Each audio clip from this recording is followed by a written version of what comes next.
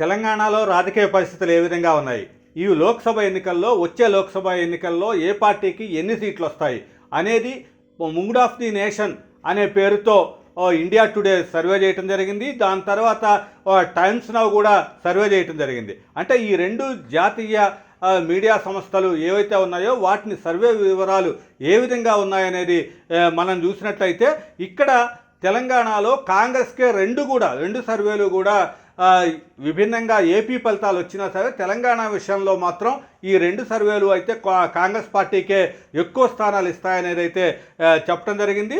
మొత్తం దీంట్లో ముందుగా ఇండియా టుడే సర్వేని చూసినట్టయితే ఇది డిసెంబర్ 15 నుంచి జనవరి 28 దాకా India today mood of the nation అనే పేరు మీద మొత్తం సర్వే నిర్వహించడం జరిగింది. దీంట్లో చూసినట్లయితే కాంగ్రెస్ పార్టీకి మొత్తం 17 స్థానాల్లో 10 స్థానాలు లోక్సభ స్థానాలు తెలంగాణలో కాంగ్రెస్ పార్టీ కైవసం చేసుకుంటుంది. అదేవిధంగా బీఆర్ఎస్ పార్టీకి 3 స్థానాలు, బీజేపీకి 3, ఎంఐఎంకి 1 స్థానం వస్తుంది అనేది అయితే ఈ India today mood of the nation survey చెప్పడం జరిగింది. అయితే దీంట్లో ఇది ఆసక్తికరంగా అంటే ఇప్పుడు ఈ కాంగ్రెస్ గత ఎన్నికల్లో లోక్సభ ఎన్నికల్లో అంటే 2019 లోక్సభ ఎన్నికల్లో కాంగ్రెస్ 3 స్థానాలని గెలుచుకుంది. అదేవిధంగా బీఆర్ఎస్ 9 స్థానాలను గెలుచుకుంది. అంటే అప్పట్లో అధికారంలో ఉన్న బీఆర్ఎస్ పార్టీ 9 స్థానాలు గెలుచుకోవడం జరిగింది.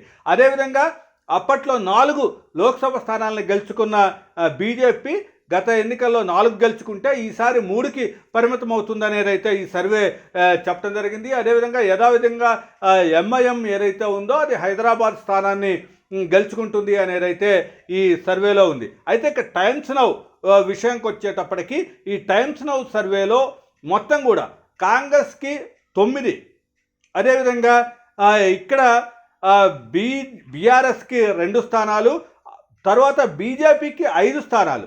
బీజేపీ 5 స్థానాలు గెలుస్తుంది, బీఆర్ఎస్ 2 గెలుస్తుంది, ఎంఐఎం 1 గెలుస్తుంది అనే లెక్కటెప్పడం జరిగింది.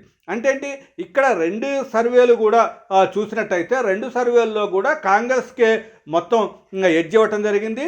అంటే 9 నుంచి 10 స్థానాలు కాంగ్రెస్ కంపల్సరీగా గెలుస్తాయనే 2 సర్వేలు కూడా చెప్పడం జరిగింది. ఇక్కడైతే వీటిల్లో ఇండియా టుడే సర్వే ప్రకారం కాంగ్రెస్కి 41% ఓటింగ్ శాతం వస్తుంది. అదేవిధంగా బీఆర్ఎస్ 29%కే ఓటింగ్ శాతానికి పడిపోతుంది అనే విధంగా ఉంది. తర్వాత బీజేపీ ఓటింగ్ శాతం చూసినట్టయితే 21% ఉంది.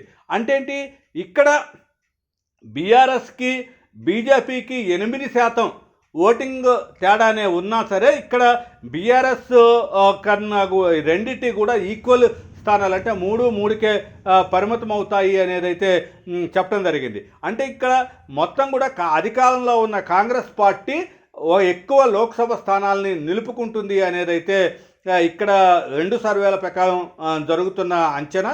అయితే బీజేపీ ఏకంగా 12 స్థానాల మీద అంటే ఇక్కడ ఉన్న 17 స్థానాల్లో మొత్తం కూడా 12 స్థానాల మీద దృష్టి పెట్టి ఇది తీవ్రంగా ప్రయత్నాలు చేస్తోంది. అదేవిధంగా డూ ఆర్ డై అనే సిద్ధాంతంలో బీఆర్ఎస్ కూడా అంటే బీఆర్ఎస్ ఎక్కువ స్థానాలు లోక్సభ స్థానాల్లో గెలవటానికి ప్రయత్నిస్తోంది.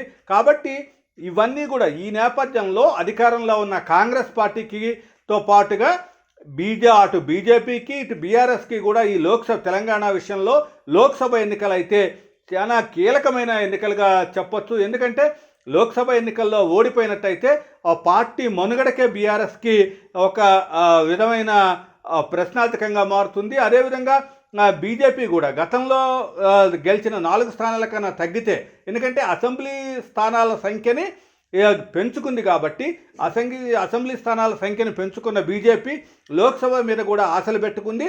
దానిలో భాగంగానే ఏకంగా 8 స్థానాలు గెలుస్తామనేది అయితే బీజేపీ ధీమాగా ఉంది. అయితే ఈ సర్వేలు చెప్పిన ప్రకారం అయితే ఒక సర్వేలో 5 స్థానాలు అంటే టైమ్స్ నౌ సర్వేలో అయితే బీజేపీకి 5 స్థానాలు గెలుస్తామని వచ్చింది. అదేవిధంగా ఇండియా టుడే సర్వేలో 3 స్థానాలకే పరిమితం అవుతుంది అని వచ్చింది.